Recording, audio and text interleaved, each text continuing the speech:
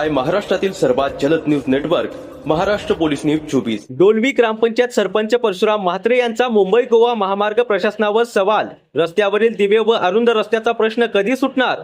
पेण तालुक्यातील डोलवी ग्रामपंचायत हद्दीतील अरुंद रस्ता आणि मुंबई गोवा महामार्गावरील बंद असलेल्या दिव्यांच्या प्रश्नावर डोलवी ग्रामपंचायतचे सरपंच परशुराम म्हात्रे यांनी तीव्र नाराजी व्यक्त केली आहे। या समस्यांबाबत अनेक वेळा मुंबई गोवा महामार्ग प्रशासनाकडे तक्रारी व पत्रव्यवहार करूनही अद्याप कोणतीही ठोस कारवाई झाली नसल्याचा आरोप त्यांनी केलाय।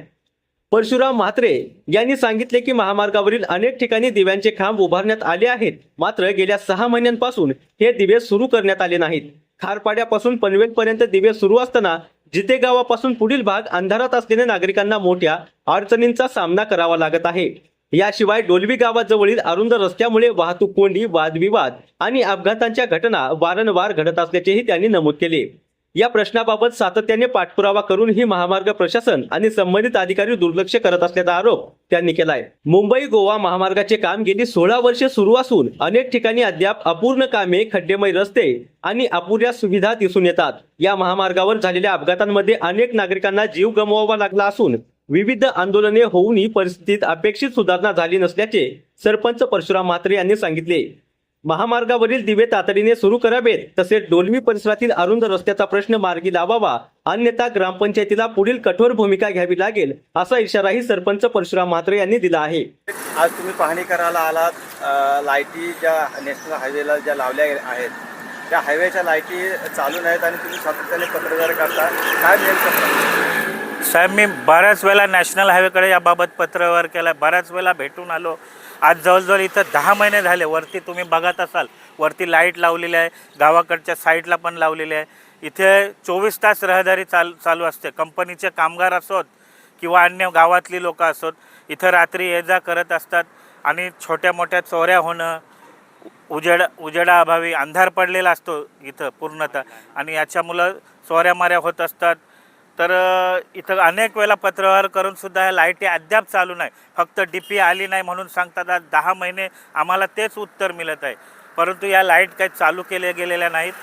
तरी शासनाने तुमच्यामार्फत मी पुन्हा एकदा विनंती करतोय, ज्यांच्या कोणाकडे हा रस्ता वर्ग असेल त्यांना विनंती आहे की आपण या रोडवर पथदिव्याची व्यवस्था करावी, ही विनंती। काहीतरी जित्यापासून लाईटीचं हे नाही आहे, मला वाटतं जित्यापासून तरी कुठं दिसतच नाही की जित्यापासून पेणपर्यंत आपण ब्रिजवर आलो तरी पूर्णतः ह्या लाईटी चालू दिसत नाहीत आपल्याला। पूर्णतः आता पुढून कुठपासून आहे हे मला माहिती नाही, पण इथं तर नक्कीच अद्याप नाही। आणि जवळजवळ 10 महिने झाले ते पोल बसून, आणि आता लाईट कधी आणतील तेव्हा सांगतील, नंतर पोलच बिघडलेत किंवा अन्य काही। तरी हे लवकरात लवकर लाईटची व्यवस्था करण्यात यावी, ही मी आपल्या मार्फत विनंती करतोय। डबल गाडी आलेली आहे। डबल गाडी आल्यानंतर कसा प्रॉब्लेम होतो, रस्ता जो बायपास रस्ता दिला आहे ब्रिजच्या खालून, तो अतिशय अरुंद आहे। इतका अरुंद आहे की समोर दुसरी गाडी आली तर पुढची गाडी पासच होत नाही। आणि त्याच्या पुढे जाऊन बघाल तर मी तुम्हाला दाखवतो, समोर जो बायपास रोड आहे भूसंपादन न झाल्यामुळं त्याची विचित्र अवस्था आहे। आणि जो रस्ता केला होता तो सुद्धा खचला आहे, त्याची साईड पट्टी पूर्णतः खचली गेलेली आहे आणि याच्यामुळे इथं मोठा अपघात होण्याची शक्यता आहे। आणि हा अपघात म्हणजे मागच्या वेळेससुद्धा 3-4 गाड्या इथे कळणल्या आहेत, ॲक्सिडेंट झालेत, परंतु नॅशनल हायवेचं पूर्ण दुर्लक्ष आहे। पूर्णतः कोणीही लक्ष देत नाही। बऱ्याच वेळा त्यांना पत्रव्यवहार केला आपण, पण तुम्ही समोर बघा समोरून फक्त एकच गाडी जाऊ शकतं। इथं रस्ता भूसंपादन न झाल्यामुळं पूर्ण रस्ता झालेला नाही आहे, परंतु रस्ता न होतासुद्धा इथे खड्डे पडलेले आहेत।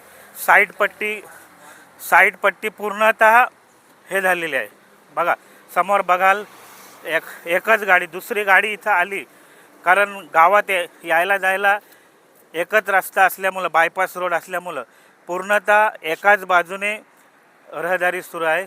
अशा असतानासुद्धा बघा समोरून तुम्ही बघाल साईड पट्टी पूर्ण खचली गेलेली आहे, परंतु नॅशनल हायवेचं पूर्णतः दुर्लक्ष आहे या गोष्टीकडं। आणि अशा परिस्थितीत समोरासमोरून गाड्या आल्या, इकडून गाडी आली, तिकडून गाडी आली, आणि त्याच्यात एखादा गाववाला असला तर जाणीवपूर्वक वाद होतात। आणि हे वाद झाल्यानंतर याची शिवीगाळ आम्हाला ग्रामपंचायतीला होते, सरपंचांना होते, सदस्यांना होते आणि मनस्ताप होतो, इथे वाद तंटे होतात. मग याला सर्वस्वी जबाबदार कोण? तर माझी विनंती आहे की नॅशनल हायवेने निदान भूसंपादन तुमचं कधी होईल ते होईल, परंतु निदान ह्या साईड पट्ट्या तरी भरून घ्याव्या, जेणेकरून एखाद्याचा अपघात होणार नाही, एखाद्याचा जीव जाईल नाहक. इथं गाडी लगेच पलटी होतं, गाडीचा टायर खाली गेल्यानंतर लगेच पलटी होतं. तर कुठंतरी नॅशनल हायवेने हे शीघ्रपणे करून घेणं गरजेचं आहे, एवढीच विनंती. या रस्त्याच्या संदर्भात अनेक वेळा मी नॅशनल हायवेबरोबर पत्रव्यवहार केलेला आहे, अनेक वेळा त्यांच्याशी बोलणी केलेलं आहे, परंतु पूर्णतः दुर्लक्ष होतं. आता ते सांगतात कधी हा रस्ता JSWकडे वर्ग केलेला आहे, परंतु आम्हाला समजत नाही की या रस्त्याचा नेमका वाली कोण आहे, आम्ही कोणाकडे पत्रव्यवहार करावा. तर मी आपल्यामार्फत विनंती करेन शासनाला की या रस्त्याकडे आपण बायपास रोडकडे लक्ष द्यावं आणि इथं होणारे अपघात टाळावे, हीच आपणास विनंती आहे. महाराष्ट्र पोलीस न्यूज 24 साठी रायगड जिल्हा उपसंपादक संजय गायकवाड.